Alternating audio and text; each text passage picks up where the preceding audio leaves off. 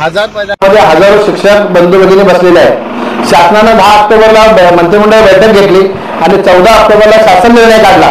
त्याच्यामध्ये प्राथमिक, माध्यमिक, उच्च माध्यमिक वर्ग तुकड्या या सर्वांना वाढीव टप्पा देण्याचं मान्य केलं आणि जी आर काढला। जर तुम्ही जी आर काढला असेल तर तुम्ही पौर्णिमेवर तरतूद का केली नाही? त्यानंतर 10 मार्चला जे बजेट झालं त्या बजेटमध्ये त्याची तरतूद का केली नाही?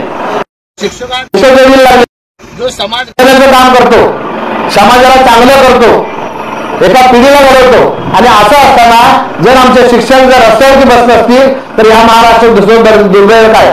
मग महात्मा फुले, आंबेडकर, शाहू यांचे नाव घेण्याचा त्यांना अधिकार नाही, कारण आम्ही सर्व समाजातील घटक या ठिकाणी आहोत आणि शासन आमच्याशी राजकारण करतंय।